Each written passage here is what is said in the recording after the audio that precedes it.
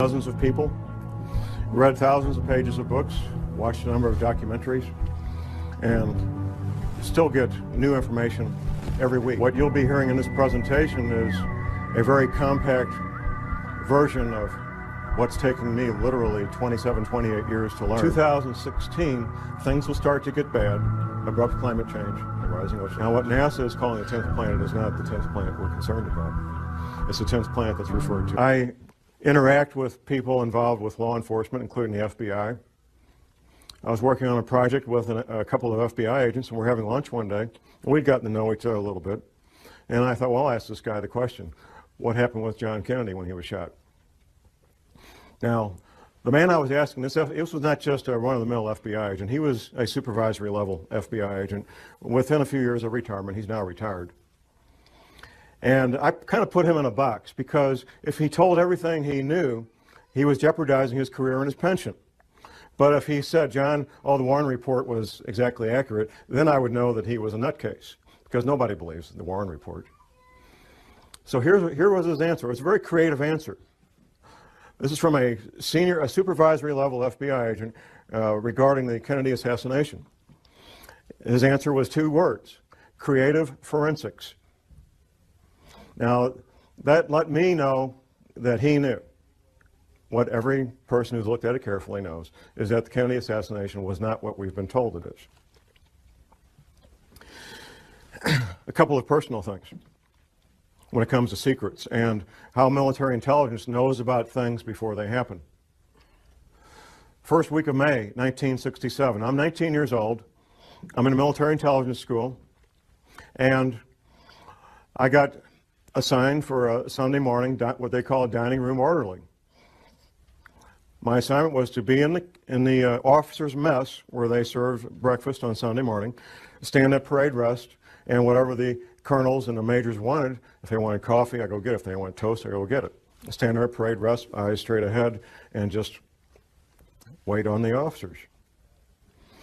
One colonel is talking to another colonel. Now, this is military intelligence school, and these are field grade officers in military intelligence. First week of May, 1967.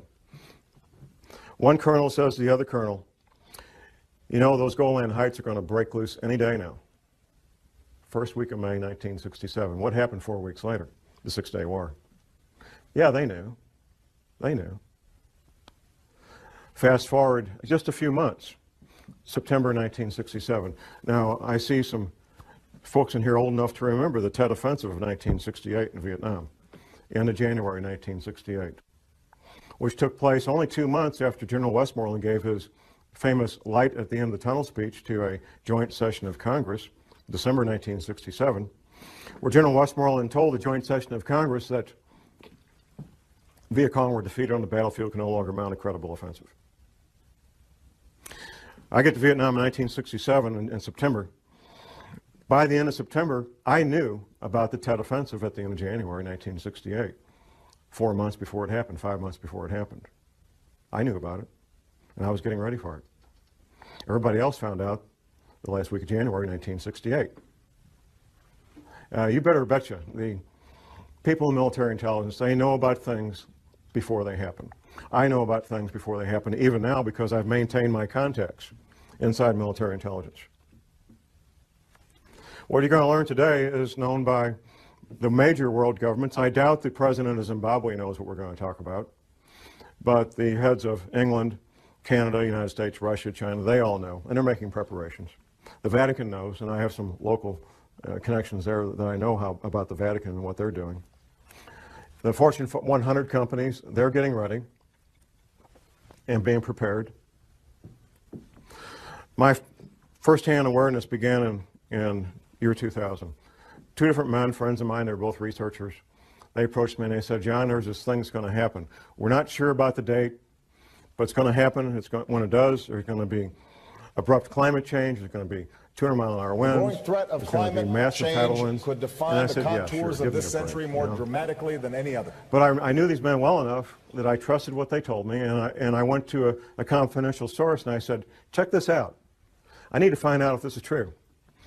And my confidential source, a friend of mine, he says, "Oh, John, that's silly. That can't be real." But he trusted me and knew me well enough to check it out. he gets back with me a few weeks later, and he says, John, it's exactly what you said it is.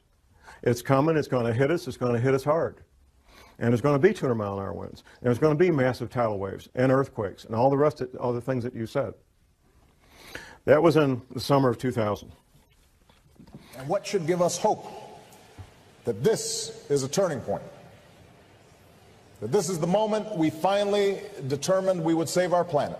My research has continued. I've continued to develop my sources and put the whole thing together so I can make this presentation. I've got copies in the lobby that I'll make available for anybody that wants it. It's the Department of Defense study done by a private think tank about abrupt climate change. Now, the Department of Defense spent many thousands of dollars to have this private think tank put this paper together. And I've got a quote from this, and this, what I've got out here that you can get is the open source unclassified version. The classified version I haven't been able to get my hands on. But here's the first paragraph of that paper by Peter Schwartz and Doug Randall. Recent research, however, suggests that there is a possibility that this gradual global warming could lead to a relatively abrupt slowing of the ocean's thermohaline conveyor, that's the Gulf Stream, ladies and gentlemen, which could lead to harsher winter conditions, sharply reduced soil moisture, and more intense winds in certain regions that currently provide a significant fraction of the world's food production. With inadequate preparation, the result could be a significant drop in the human carrying capacity of the Earth's environment. That means people are going to die. That's what that means. Has anybody seen the film The Day After Tomorrow? Anybody? Okay, a few. There's some science in there and some science fiction. If you haven't seen it, I would urge you to get a copy from the library, borrow a copy, whatever it takes. The opening scene is something, it's a dramatic interpretation of what really did happen, which was Larsen Ice Shelf B breaking away from the Antarctic continent. That really did happen. Very dramatic event. Now, some of the science in there is what will be happening in the future with abrupt climate change. The science fiction in that film is what's going to cause it. And the science fiction is human activity creating CO2 greenhouse gases. That's the science fiction. There's three characters in that movie. They're oceanographers, and they're on a little island off the coast of Scotland. And quite frankly, they could be anywhere because you can do this from your home if you've got internet access. There's buoys out there in the Atlantic that give 24-hour, 7-day-a-week readings of the ocean temperature. And anybody can do this any place. You don't need to be on a little island off the coast of Scotland. So they're sitting there watching the ocean temperatures off the coast of Scotland. And then there's a dramatic drop in temperature on one buoy, then another buoy, and so forth. And what they're watching is the North Atlantic thermohaline conveyor, which is also called the Gulf Stream. From my private sources, I know that in real life, not in Hollywood films, but in real life, PhD oceanographers, 24 hours a day, 7 days a week, are actually doing that on both sides of the Atlantic, and they're very, very concerned. Just a couple of years ago, there was an announcement the Gulf Stream had slowed down by 30%. My private sources tell me it's been more than that. Now here's the deal. You look at a map of the world and you've got England, Ireland, and Scotland here, and you got Moscow here. They're both the same distance from the North Pole. They're both the same distance from the North Pole. England, Ireland, Scotland, and Moscow. What's the difference? I mean, they rarely see any serious snow in England, Ireland, and Scotland. They don't have furnaces like we do because it doesn't get to be 10 degrees. And they certainly don't have the winters of Moscow, even though they're the same distance from the North Pole. The reason they don't is the Gulf Stream. The Gulf Stream is that ocean of warm water that comes up from the Caribbean, the Gulf of Mexico, up the east coast of the United States, goes over and down past England, Ireland, and Scotland, past France, goes on south and makes a big circle. That's the Gulf Stream. That's what gives England, Ireland, and Scotland the very temperate, mild winters that they've always enjoyed. The best PhD oceanographers on the planet know that it's slowing down, and they know it's going to stop. There's some disagreement about when. And because there's some unknowns that they have to try to do some guesswork. But here's what makes the Gulf Stream work. It's the salt content. It's the salinity of the ocean. The salt content of the ocean allows that big engine to pump that water up, go over and come back down and do that big circle of thousands of miles. The salt content is changing because of melting freshwater ice in Greenland and melting freshwater ice in the Antarctic. Now, the melting ice at the North Pole doesn't make any difference because that's floating salt water. So it doesn't make any difference. When it doesn't change the sea levels, it doesn't change the salinity of the ocean. This fresh water being introduced into the ocean is reducing the salinity of the ocean. That's slowing down the Gulf Stream, and at some point it will stop. 3 years, 5 years, 20 years, I can't tell you when. And the best PhD oceanographers on the planet can't tell you when.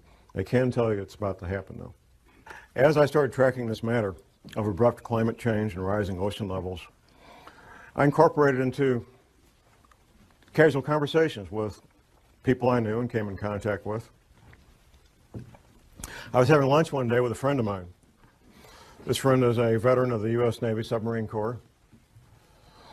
And I was talking about what would be causing this, because I did pretty quickly learn what would be causing the rising ocean levels and abrupt climate change. And my friend starts telling me what he heard at a classified U.S. Navy briefing. And he went on and on about how the Navy had told everybody in the submarine corps about rising ocean levels and what that would mean and why Navy retirees should consider moving to the Arkansas, Missouri Ozarks, because the Navy was telling, and is still telling these men, that the Arkansas, Missouri Ozarks are one of the known safe havens when all these events take place. Later that night, I got home and I was thinking about our conversation, and something occurred to me that hadn't occurred to me while the two of us were together. And it occurred to me that we were talking about the same thing. I was talking about the cause, and he was talking about the effect. At that point, I also remembered a map that a patient of my wife's a chiropractor, had brought in and showed my wife back in the mid-'80s, of what North America would look like after the oceans rose to their new levels.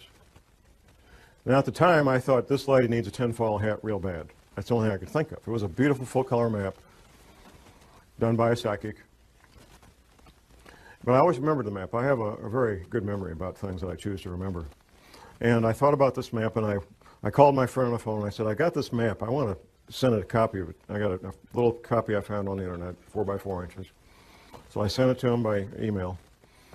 And my friend looks at it, and he says, well, from the Rocky Mountains east, it's very accurate compared to what the Navy showed us, with one exception. Wisconsin's gone on the Navy's map. Wisconsin is still there on Scallion's map, Gordon Michael Scallion, well-known psychic. And from the Rocky Mountains west, it's not even close to what the Navy says, not even a little bit close. So I went ahead and ordered a copy of Scallion's map, a full-size version of it, and I get together with my friend, and he goes over the entire coast of the United States, East Coast, Gulf Coast around Florida, down to Texas, West Coast on up to Washington. And he shows me in great detail where the Navy said the new shoreline was going to be. He also told me that the East Coast would take damage up to the Blue Ridge Parkway. Now, the Blue Ridge Parkway runs north-south on the east side of the Appalachian Mountains, about 100 miles from the coast. Now, you have to keep in mind, this is not John Moore. This is U.S. Navy in classified briefings telling these men what would be happening in the future. Since talking to my friend, I've also interviewed 3 more Navy veterans. 3-year tour of duty, and the 3rd guy was a Navy veteran. 4th guy, actually. A friend of mine, he's a college professor, and I was at his college class on international relations giving a presentation on terrorism. The other presenter was this former intelligence officer. So we finish our presentation to college students on terrorism, and we go to a pizza place in Rolla, and there's 4 of us. Myself, I'm sitting here, the retired intelligence officer, his wife sitting next to me, and the intelligence officer himself sitting across from me, and my friend and college professor is right over here. Once I found out that he did a 3-year tour of duty with the Submarine Corps, I knew I had to ask the question. I might never see this man again in my life. I got to ask the question. Now, we haven't talked about rising ocean levels. and this you have to keep in mind, this is a basic tool of investigative work, is interviewing witnesses at different times and different places, interviewing witnesses that don't know each other. You want to get to the heart of a matter, that's the way it's done. You find witnesses who don't know each other that have the same information, and you interview them at different times, different places. So I asked him, tell me what you know about rising ocean levels. His wife, sitting next to me, before he can even speak up, his wife sitting next to me says the following. We were on our last duty assignment, and we were at the Pentagon. Now, we've been all over the planet, typical military family, and we had to pick a place to retire. We chose the Arkansas, Missouri Ozarks because of rising ocean levels. I had my answer. I had my answer. We talked about that a little bit more. A few weeks later, I made a lunch appointment with him, and I brought the map with me that I'd revised after going over with the first submarine veteran. I brought it with me. We met at Steak and Shake, had lunch, and I had him revise the map even further, getting a few more details in there. The third submarine veteran, retired submarine officer, he's one of my pistol students. We had lunch and we talked, and he says, John, I signed these non-disclose agreements. If I tell you what I know, I can lose my pension. I have to be out 5 years before I can tell what I know about rising ocean levels. I've only been out 3 years.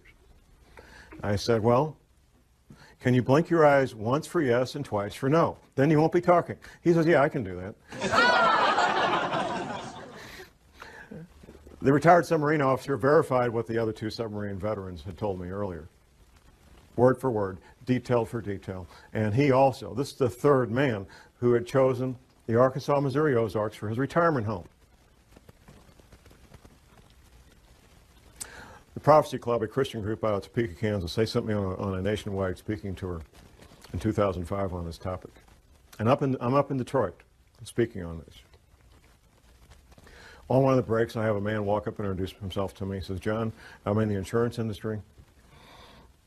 And we've wondered for years, us in the insurance industry, why is there such a cluster of retired Navy people in the zip codes of the Arkansas, Missouri Ozarks? Now I know. Now I got my answer. The Navy knows. Another pistol student of mine, retired Navy guy, I said, what's the altitude of your new home? He told me to the foot the altitude of his new home. How many people can do that? Almost nobody. He told me to the foot the altitude of his new home in the Arkansas, Missouri Ozarks. Absolutely he did.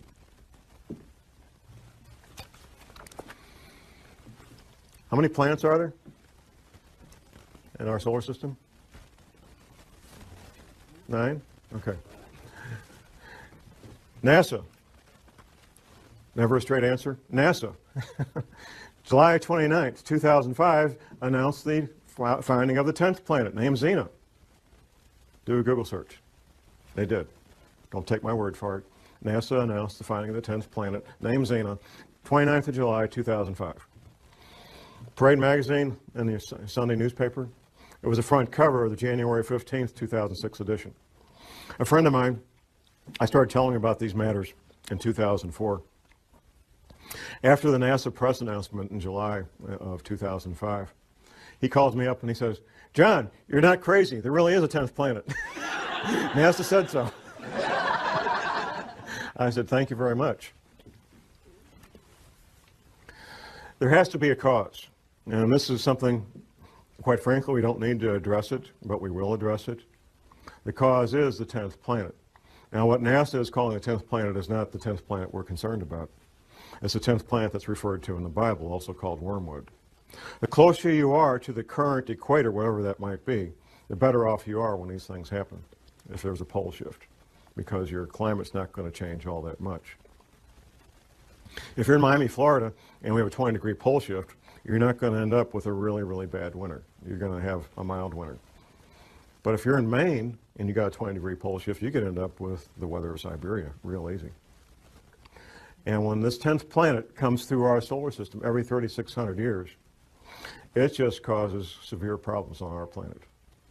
Interacting with the Earth electrically and with gravity both. The back of your paper, No Need for Panic, there is a number of books cited that you can get from the library or purchase from different authors that talk in great detail about these planetary matters. Professor James McCanning, who is a credentialed scientist, has written a number of books on this. He's a real astrophysical scientist, and he knows about this stuff. I'm a private detective and a researcher. I'm not a scientist. But I can tell you what the scientists say, because I've read their books. And I can tell you what Dr. Velikovsky said, because I've read his books. And I can tell you what the Bible says, because I've read the Bible. And all these things are true, and all these things are in the process of happening right now.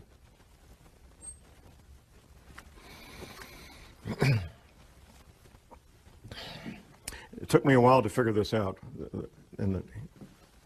for the following reason. All these Navy veterans, they were all told about abrupt climate change and rapidly, violently rising ocean levels. And I was trying to figure out, and I finally figured out in the past 12 months, where is all this water going to come from? Because the men that I was interviewing, they were in the audience, like you guys. They weren't the scientists. The Navy just told these men in these classified briefings what would be happening. They didn't tell them how or why. They didn't need to know. But they told them what would be happening. They told them that these oceans would become violent and have massive, violent tidal waves that would wipe out all areas near the coast. Up until last year, I was thinking, oh, melting ice at Antarctica, melting ice at Greenland. But how could it melt that fast? Well, it can't melt that fast, even with what we're going through. It turns out the answer was right in front of me all the time. There's a quote from Velikovsky that I'll be reading here in a moment when we get to it. It turns out that the knowledge is something all oceanographers know, and a lot of people in geology departments in every university knows. There is a bulge of water at the equator. Now we're talking about sea level here. Sea level is measured at Cornwall, England. It's a couple hundred years ago. England was kind of running things when it came to oceans, and they got to pick where to measure sea level, and they measured it at they got a big rock. There's a line there. That's sea level. It turns out that sea level varies as much as 494 feet up and down from that rock in Cornwall, England. Now that's like a 50-story building. I mean, it's a lot of water. And there's a bulge of literally millions of cubic miles, 1 mile by 1 mile by 1 mile, cubic miles, millions of cubic miles of water bulge at the equator of this planet. It wasn't common knowledge for John Moore, I found out. It's not common knowledge for most people. It's held in place by two things, the rotation of the Earth and gravity. Anything that changes our true north, our pole, by more than just a couple of degrees will cause that water to be disrupted. And there's a technical term for it, slosh. And there's records locked up in bones and stone of this having happened in the past. Velikovsky talked about it extensively in his books. Talk a little bit about this water damage. You have a map in your handout. Now, from Washington, D.C. to Boston is basically one big city. Since World War II, that's what it's become. One big city. All that's going to be gone. Going down the coast to Atlanta and down to Florida. Gulf Coast, Alabama, Louisiana, Mississippi are pretty much going to be gone. In fact, the new mouth of the Mississippi will be at the current Arkansas-Louisiana state line, a couple hundred miles up from where it is right now. Going down around the coast of Texas, Texas will take damage about 100 miles inland. California will take damage 25 to 100 miles inland, depending on a couple of things, the level of the altitude above sea level and seismic activity. On up the west coast to Oregon and Seattle, all coastal areas being damaged 50 to 100 miles inland. And once again, seismic activity is going to play a big role in what happens. Locally in the Midwest, we have something called the New Madrid seismic zone. Once the Mississippi River becomes 50 to 100 miles wide, the U.S. Navy, not John Moore, the U.S. Navy says it will trigger at least 3 9-point-plus earthquakes on the New Madrid seismic zone. Southern Illinois will basically be one large swamp. In fact, southern Illinois is already pretty swampy. If you fly over the Mississippi River right now, you can see where the river used to be. You can see where its banks were at one time. A much, much larger river than it is now. I mentioned Wisconsin will be gone. The Great Lakes will become one vast inland sea joining up with Hudson Bay up in Canada. That's what the Navy says. And it's kind of ironic and kind of caught my attention when all of these Navy veterans, these submarine veterans, they all look at this map and they say, John, Wisconsin's gone. It's finished. There's not going to be any more Wisconsin. Florida's gone. Louisiana, Alabama, Mississippi, finished, gone. EPA, our friends. Now, a lot of people make fun of the EPA and hate the EPA, but like most government agencies, most of the people that work there are good men and women with good intentions, including a lot of scientists. The EPA had a library, past tense, until 2007.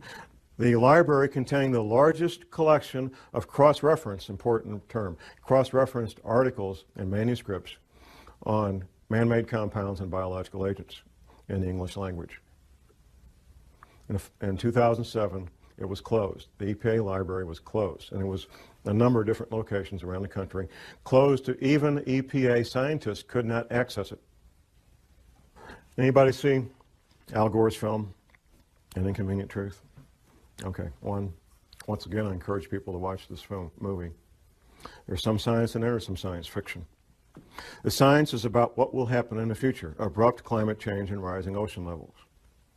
The science fiction is what's causing it. It's not man-made greenhouse gases, like he says. That's a distraction. And that tactic was decided on many, many years ago, sometime in the late 70s, early 80s, that they would use that as the pretext to keep people thinking things are going to be okay. The science leaves out something, and the science fiction adds something. Al Gore gives a timeline for when these events are going to happen. Abrupt climate change and rising ocean levels. The timeline that Al Gore gives in his movie is the same timeline that the federal government gives out through the NASA Goddard Space Flight Institute. Say that fast 10 times. The NASA Goddard Space Flight Institute, which the Queen, Her Majesty, visited last spring when she was in this country, by the way, because she's got taking a sudden interest in science. Jim Hansen is the director of the NASA Goddard Space Flight Institute, and the timeline he puts out and the timeline Al Gore puts out is the exact same timeline, and here it is. It's kind of clever what they did in the movie, the way they said it. But in 2016, things will start to get bad, abrupt climate change and rising ocean levels. Exact same timeline put out by the federal government through NASA. NASA is part of the military, by the way. If you notice, these space flight shuttles go up, captain this, lieutenant that, colonel, I mean, it's the military. It's always been the military. That's the official timeline put up by the federal government. Now, the real timeline. I found out through my confidential sources what the real timeline is, and I found out why they're doing what they're doing right now, moving the CIA from Langley, Virginia to Denver right now. These relocations, which you could call evacuations, are due to have everybody who's part of continuity of government planning. It's not all federal employees. If you work for Health and Human Services, you're toast. There's no place waiting for you in Denver. People in the intelligence agencies, people in certain parts of the military, not all the military. The scientists, the engineers, the doctors that they want to have in these shelters when everything breaks loose. That's who's being relocated, that's who's being sent to these shelters. These shelters are literally hundreds of millions of your tax dollars where people can live and work and have hot showers and pizzas and video movies for years without ever leaving the place and be quite comfortable. There's other things that could be happening in the next couple of years. Those of us who research these matters and share these concerns, we all know that there's multiple agendas proceeding forward, and that what we sometimes refer to as a New World Order, which will be basically corporations running everything, banks and corporations, they fully expect to come out on the other side of this intact. A fellow radio talk show host from my station, he lives down in northwest Arkansas, not far from Walmart headquarters. He says, John, I get plain brown envelopes with no return address sent to me from people that work inside there at middle and upper management levels, giving blueprints of the shelters that Walmart's built for their people. They expect to come out on this. Another friend of mine was working with a Catholic group here in St. Louis, and his job was to help set up military-grade radio communications between the Vatican group in St. Louis and the Catholic group in St. Louis, excuse me, and the Vatican. Military-grade, two-way communications. We're not talking 10-4 good buddy CB stuff. The real military-grade radio communications. The agendas of the people that control the world, the international bankers and the Fortune 500 and so forth, is to have a planet with far less people on it than there is now, either inadvertently through these earth changes or by design, through World War III, a flu pandemic, or severe economic collapse leading to societal disruption, or all three happening at the same time. These are all matters that could be happening in the not too distant future. I refer to what we're living in right now as phase one. Phase one is where normal commerce takes place. We can have our careers, interact with our families and our social events that we normally do, and life appears to be normal. The powers that be are using phase one to finish their final preparations. This shelter I talked about here at Weldon Springs, Missouri, it took almost twice as long to build it as they anticipated. They kept running into the various problems that any construction project has, but they got it built. And they're using these remaining months to finish up whatever final preparations they need to get their people in place and get moved. Phase two will be when these earth changes events, abrupt climate change, bizarre weather, earthquakes, tidal waves, all become so numerous that they become daily news. In fact, when I meet people out in the street, almost everybody comments on how bizarre the weather has become. And that's pretty much a topic of daily discussion. The government, the powers that be, will claim that these bizarre weather-related events are related to global warming. And when they're happening, that we need to start cutting back on our creation of CO2 greenhouse gases. Since I've been watching these matters the past night, we're off to the races. We're up until that award, that Academy Award, global warming related news stories was maybe twice a week. That was about what I was seeing. Since then, since he got that Academy Award, it's been daily, 7 days a week, global warming stories. And there will be no end to it. As long as there's news, as long as they're capable of broadcasting news, you will have global warming stories every day of the week from now on.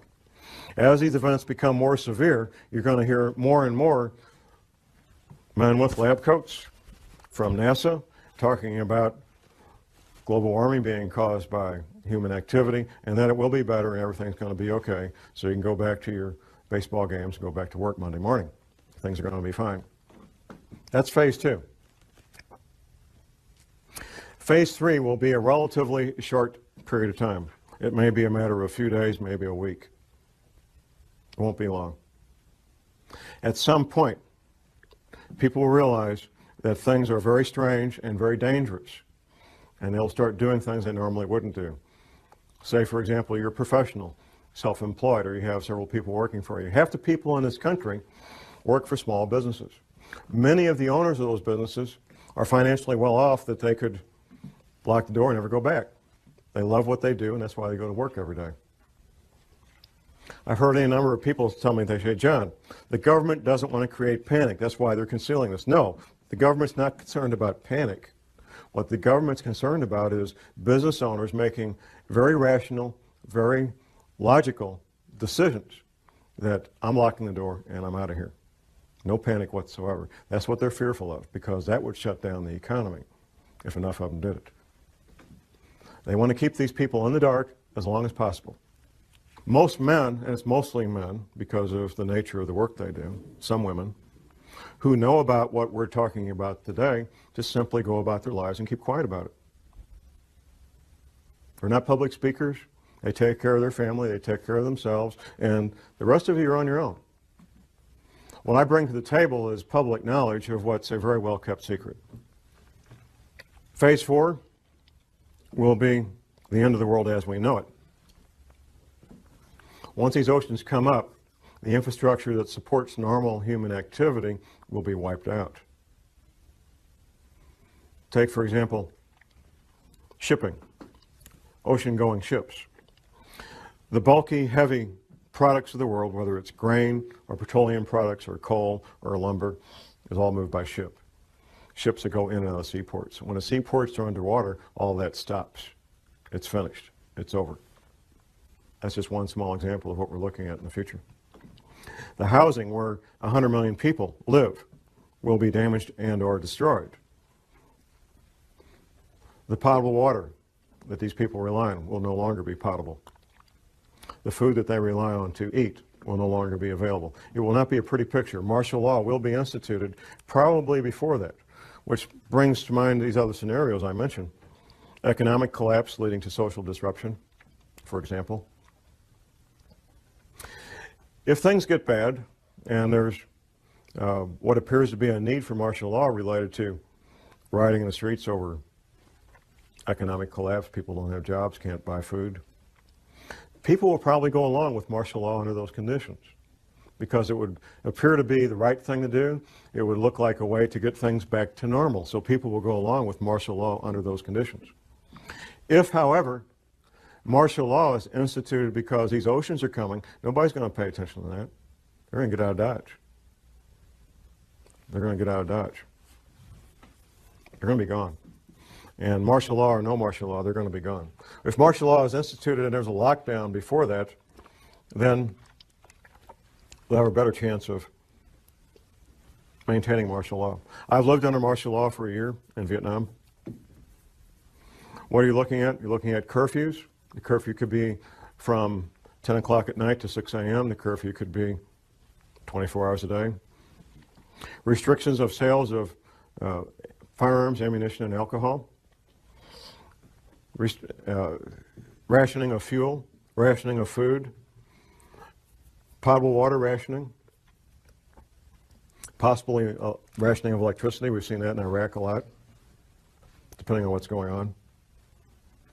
Martial law is not a fun thing to be part of or live under, even if you're part of the occupying force, because it changes your life. The Navy says, as far as ocean levels, the Navy says these oceans will come up over a period of about 30 days.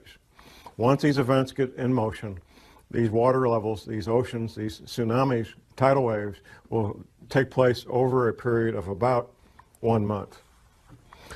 Altitude. The Navy says that everything 100 feet sea level and below will be completely destroyed.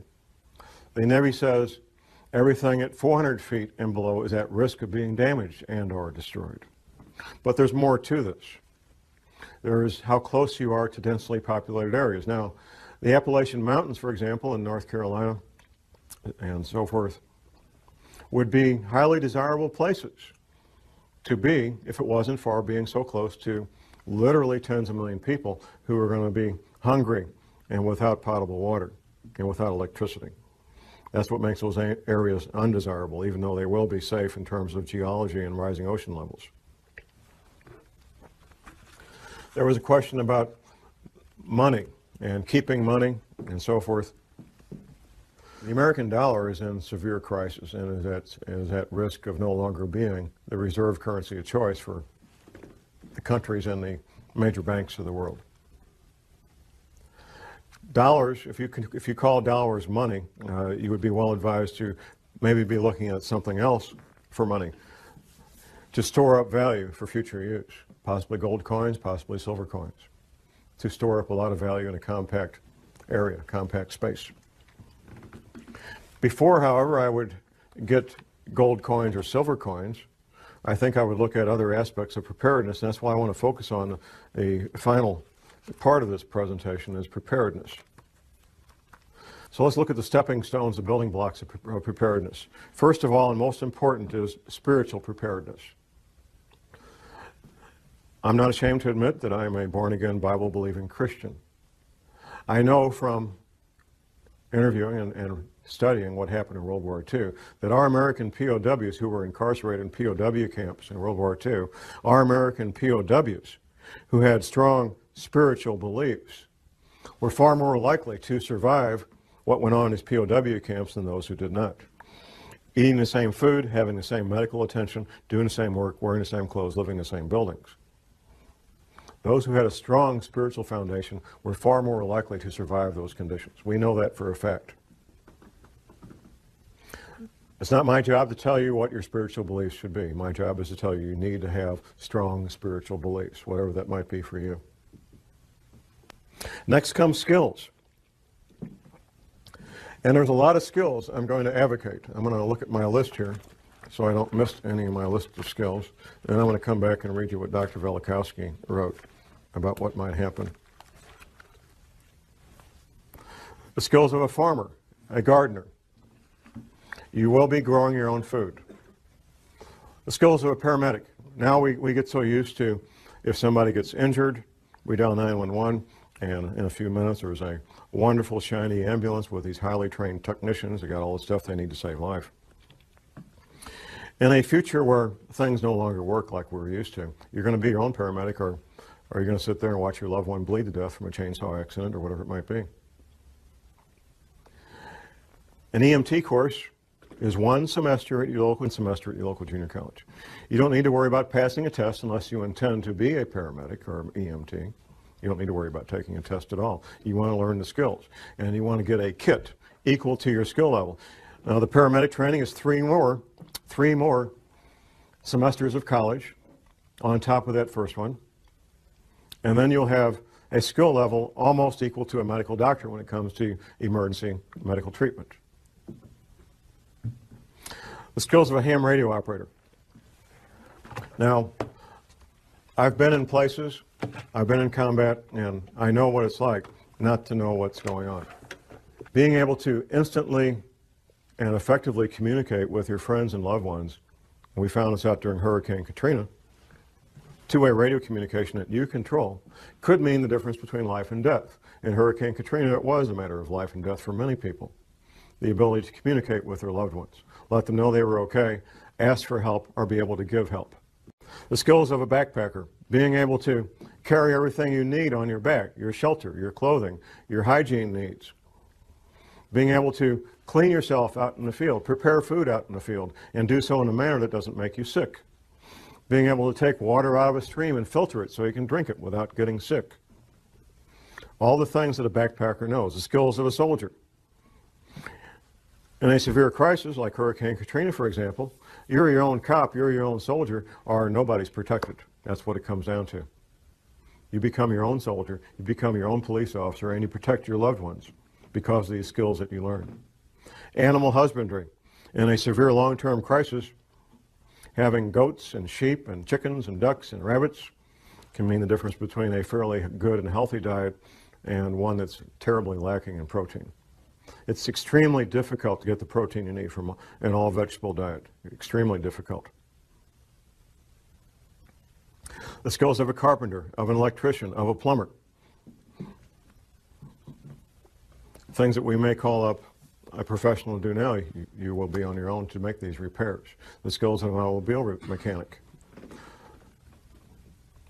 All these skills take years to learn, and you can't learn them out of a book, at least not and be very effective. There's some things you can learn out of a book, but without practical application, you're just guessing at how this stuff works.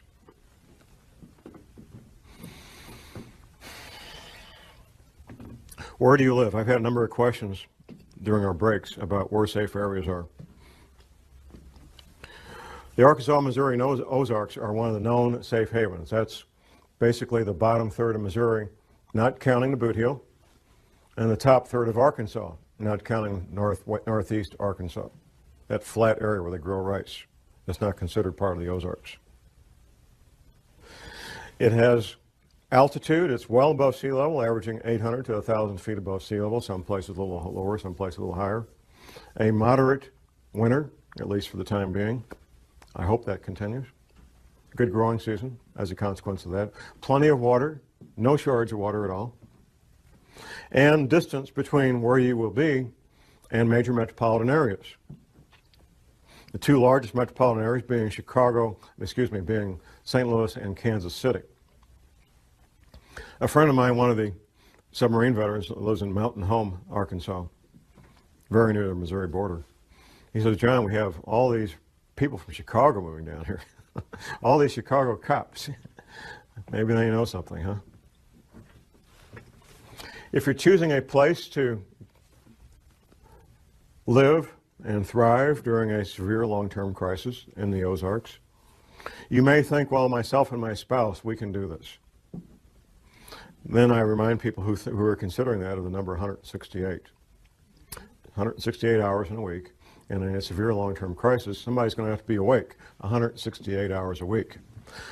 Because no people can do that, I suggest that at least 6 adults come together and decide to shelter as a group. I also suggest that people have at least a 2-year supply of food.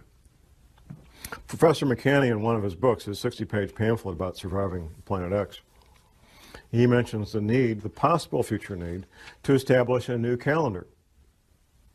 It goes something like this. If there would be a pole shift, it would change the seasons, it would change the calendar. In fact, within recorded history, the calendar has changed from 360 days to 365 days. This has happened in the past. If it changes more than 3 or 4 weeks, though, here's what could happen. You could plant your seeds at the wrong time. If you plant your seeds at the wrong time and you can't go to the grocery store to get food, this could be a life-threatening situation. So you need to be able to know when the time to plant is so you don't plant at the incorrect time and end up losing all those valuable seeds. Now, I need to go back to Dr. Velikovsky's quote here. Dr. Velikovsky was a medical doctor, and he wrote several books about these matters, and he was hammered on mercilessly. One of the things Dr. Velikovsky did was reconcile calendars, like when you reconcile your checkbook. And it's the nature of professionals in all professions not to talk to people who don't do what they do. And nobody had ever done this previously. And it's not easy to do, reconcile calendars from these ancient cultures. Dr. Velikovsky made an observation. There is a passage in the Bible. The Israelis are having this battle, and they need a few extra hours to win this battle. And guess what? They got a few extra, their day was a few hours longer. You know the quote, Jim. The incident, right. Now, typically when we study the Bible, if there's something we can't understand, we just say, well, God's just trying to make a point. He had the power to do this. It really didn't happen. Well, it turns out we now know scientifically how that could happen, and the only way it could happen. For the Israelis to get 3 or 4 hours more daylight, the only way that can happen is for the planet to roll over in space, giving those extra 4 hours. Here's what Velikovsky said. Well, if the sun didn't set over the Sinai desert when it was supposed to, on that date, and he had the date because the Israelis had calendars and they wrote it down, that's a pretty important deal. I mean, you know, if you're Moses and something important happens, you tell the scribes, hey, write this down. This is important. So they had written records and they had a calendar. Velikovsky said if that happened over the Sinai desert, then the sun must not have come up in China the next morning when it was supposed to come up. And the Chinese had scribes, the Chinese had calendars, and guess what? The sun didn't come up the next morning when it was supposed to. Verifying scientifically the Bible and verifying scientifically what really happened. The Israelis did get that extra 4 hours of daylight, and the Chinese didn't have the sun. Of course, the sun couldn't come up because the planet had rolled over in space. And that's why the Israelis, and God can make that happen. And he did make it happen. Now, Dr. Velikovsky wrote a number of books. Now, what I'm going to quote here word for word is a quotation from one of those books. It's titled Earth in Upheaval by Emanuel Velikovsky. Now, what he's doing here is giving this is 1 page of one book. 1 page of one book. He's giving a very compact, highly condensed observation of what happens in a pole shift. Observations based on what he found going around the planet and finding the evidence. It's titled A Working Hypothesis. Let us assume as a working hypothesis that under the impact of a force or the influence of an agent, and the Earth does not travel in an empty universe, the axis of the Earth shifted or tilted. At that moment, an earthquake would make the globe shudder. Air and water would continue to move through inertia. Hurricanes would sweep the Earth, and seas would rush over continents, carrying gravel and sand and marine animals, casting them on the land. Heat would be developed. Rocks would melt, volcanoes would erupt, lava would flow from fissures in the ruptured ground and covered vast areas. Mountains would spring up from the plains and would travel and climb on the shoulders of other mountains, causing faults and rifts. Lakes would be tilted and emptied. Rivers would change their beds. Large land areas with all their inhabitants would slip under the sea. Forests would burn. Hurricanes and wild seas would wrest them from the ground on which they grew and pile them, branch and root, in huge heaps. The seas would turn into deserts, their waters rolling away. And if a change in the velocity of the Earth's rotation, slowing it down, should accompany the shifting of the axis, the water confined to the equatorial oceans by centrifugal force would retreat to the poles, and high tides and hurricanes would rush from pole to pole, carrying reindeer and seals to the tropics and desert lines into the Arctic. Moving from the equator up and down the mountain ridges of the Himalayas and down the African jungles, and crumbled rocks torn from splintering mountains would be scattered over large distances. And herds of animals would be washed from the plains of Siberia. The shifting of the axis would also change the climate of every place, leaving corals in Newfoundland and elephants in Alaska, fig trees in northern Greenland, and luxuriant forests in Antarctica. In the event of a rapid shift of the axis, many species and genera of animals on land and in the sea would be destroyed, and civilizations, if any, would be reduced to ruins. It paints a pretty bleak picture, and hopefully that won't be what we're in for. I can't stand here and prognosticate exactly what we're in for. I can tell you for a fact that the federal government has been spending hundreds of millions of your tax dollars getting ready for this since at least 1979. At least. That the Fortune 100 companies, or at least many of them, I don't know which ones, but many of them know about this. The major governments know about this and are making preparations. China and Russia both know about this and they're taking what precautions they think are important and need to be done. There's a lot of people and a lot of entities that know about this. I don't know what else I can tell you. I've answered every question that I'm aware of. My passion is to help people be safe. I've seen the consequences of not being prepared. I've seen violent death firsthand. I've smelled the bombs. I've seen the bleeding bodies. I've heard the screams of the people dying in agony. And it's not a fun place to be. My passion is to see people be safe. And I'll do anything I can to help people be safe and be prepared. That's my passion. That's why I'm up here doing this. And with that, I will ask that God bless you all and that God bless this country. And thank you very much.